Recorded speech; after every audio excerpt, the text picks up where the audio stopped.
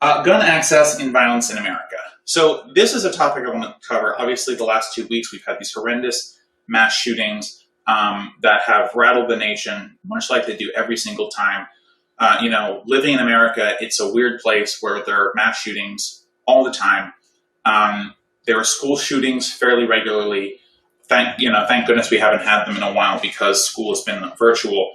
But there's just so much gun violence in America. And so I wanted to address a little bit kind of like how the right to bear arms came about, how the NRA has changed over the years, and kind of the understanding of guns from a judicial perspective and from kind of an American culture perspective have kind of changed throughout our history.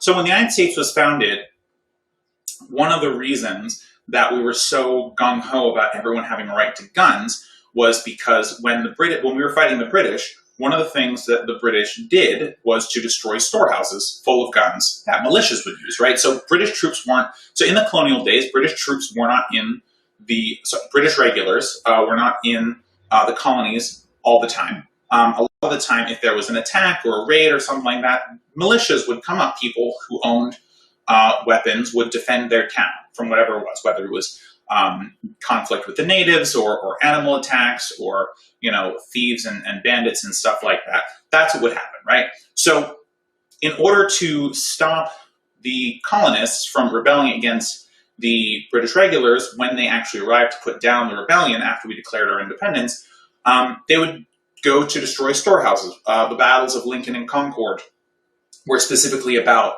either destroying British weapons depots or protecting colonist weapons depots before the British could destroy them. So it was actually a really critical part of how we became independent. Obviously, once we had allies in the French who were providing weapons and things to that, things to that effect to the British colonists who were revolting, in the U.S. Continental Army. Right, the scale of weapons changed a little bit. But the truth is, before then, guns were a fairly common thing. Most households had them. And the reason was very simple. You were defending your home from attack. And in fairness to them, at the time, attacks were prevalent, right? You never knew. Oftentimes, you didn't know much outside of your town. And there were roving bandits. There were conflicts with the natives. There were animal attacks. These things were not unusual. And especially if you were traveling on the road, an animal attack was perfectly common.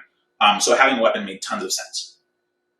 So when after we win the war, or the British surrender, however you perceive of it, we send them packing.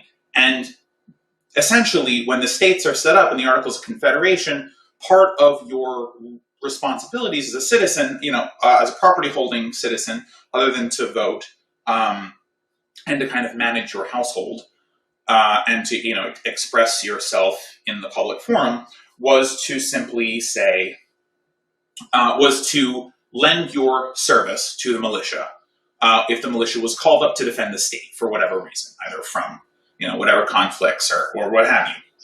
So, guns, then, again, there was this defensive thing. You had one because the purpose of it was to give your service to the state if it was ever needed.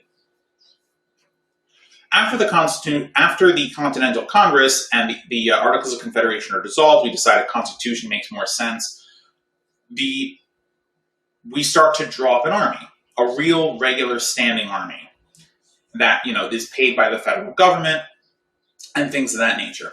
At that point, once we've done that, once we've created an army and the militias are no longer needed, and actually what we knew as the militias then are kind of closer to what the National Guard are now, the state would provide weapons. So no one needed a weapon, and your right to bear arms, even though it was in the Constitution, the practical purpose for which it had been designed, brought into the Bill of Rights, was, the Bill of Rights was essentially a reaction to things that the British did to the colonists that they didn't like, right? So why, for example, are we protected from quartering troops in our home? Well, because during the Revolution, British troops would commandeer large homes and would stay in people's upstairs and attics and would require them to house them more or less at gunpoint.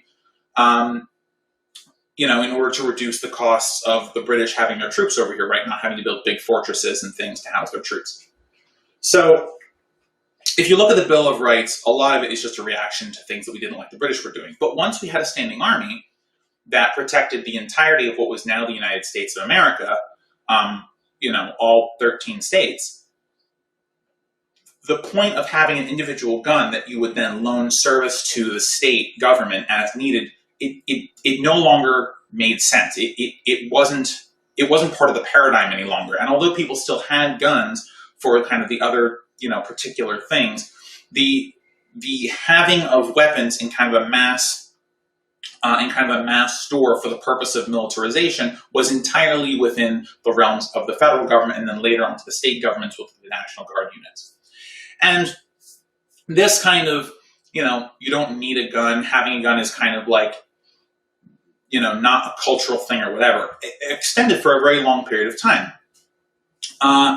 And then in the, I believe it's the 1970s, it might be the 1960s, the National Rifle Association, which by the way has existed for a very long time, and whose policy before this portion I'm about to talk about was primarily a licensing, training, and safety protection organization, right? If you got a gun, the expectation was you join the NRA, and you did it because they would teach you how to properly store your gun, how to properly clean your gun, all these types of things, essentially keeping you, the gun, and anyone around you safe. It was a safety organization, and occasionally a hunting organization too, right? So in the 1960s, I believe it was, the NRA starts accepting money from weapons manufacturers. And in order for weapons manufacturers to make more money, they have to make more weapons. So this, what happens is, like I've talked about in past episodes with money and politics, this is essentially money and organizations. The mission of the NRA starts to change from going to be like a gun safety organization to a gun culture organization, if that makes sense. Essentially, we should make sure that as many people as possible have guns. Now, of course, this was not a universal understanding. When the Black Panthers had guns, when other minority groups had guns, the NRA has been very silent about their gun rights, but that's not really the portion I want to talk about. Then we get to the Heller decision. So Heller versus DC, very famous Supreme Court case. Essentially, Antonin Scalia writes that essentially states don't have the right to stop you from having a gun because of the Second Amendment, which, by the way, is an ahistorical interpretation, as hopefully I've demonstrated, of what the Second Amendment means. So essentially the facts of that case are Heller is trying to, I believe the facts of the case, if my memory serves me, are Heller is in DC, he's carrying a gun openly. The police arrest him and say, hey, you're not allowed to have a gun here, and he challenges that on constitutional grounds. It finds its way up to the Supreme Court, as these issues tend to do, and then, of course, we have the famous Antonin Scalia opinion, where he says that, essentially, guns for all, right? Anyone can have a gun, the states can't stop you. So, and by the way, on Heller's side were the NRA with the money that they now had from the weapons manufacturers. So, this kind of gun culture in America is actually fairly new. And before our parents' generation, it really didn't exist. I say all this to kind of nail home the point that this is not a permanent fixture of American life. And just as easily as we were kind of brought into it, we might be able to bring ourselves out of it. And the reason I sound a little bit optimistic is because the NRA has recently filed for bankruptcy. And although there seems to be this fervor on the right to protect the Second Amendment, and to shoot at things in campaign commercials. Thank you, Joe Manchin and Marjorie Taylor Greene and Lauren Boebert. It doesn't have to be this way, right? We can use the NRA's breaking up and bankruptcy as a cultural shifting moment to either re-implement gun control or to just simply start a culture like we had before the 60s of, a gun is a thing that you have if you want it. It's not a cultural thing. There's no cultural piece of it. You just have it because either you like hunting, you like trap shooting, or whatever, but it's not a personal thing. You're not screaming at the top of your lungs that you're going to kill a cop if he comes to take it from you, right? Because, hey, look, people on the right, the truth is, if you say you're going to rebel, you put down tyranny, or you're gonna kill someone who tries to take your guns, who's going to come take your gun? It's going to be the police, who you claim you respect. The military, who you claim you respect, right? So, a little bit of hypocrisy there, just pointing that out, casually.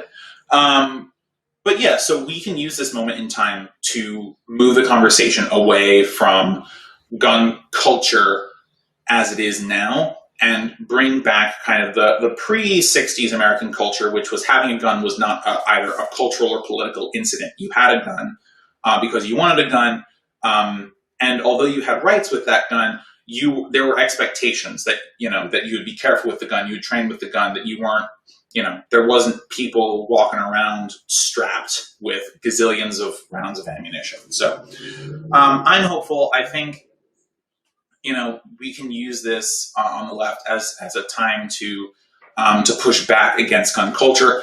Personally, if you want to have a gun, go get a gun. Practice gun safety with it and stuff. Obviously, keep it in lockers. But also, lots of people who have guns want some common sense gun reform. And I think the reason they want that, and of course, if you are a person who has a gun and you disagree with me, please leave it in the comments below, and I'll respond next week. Is because the people who are responsible want to make sure that they are not punished, right? They want to make sure that there's no issue that, they've done the right thing. That other people should be encouraged to do the right thing as well. So, but overwhelming majorities of both political parties of Americans want some kind of common sense gun reform. And this includes kind of the very basics like criminal background checks for all sales, not just particular sales, so private sales and gun shows would be included. Requirements to keep your gun in a locked case at home. Requirements to keep ammunition separate from the weapons themselves, or keep ammunition locked up. There's, again, magazine sizes and things like that. So there really is a culture there, and I think without all the money and all the propaganda being put out there from the NRA, we may have a chance to change the culture. So I'm optimistic about it.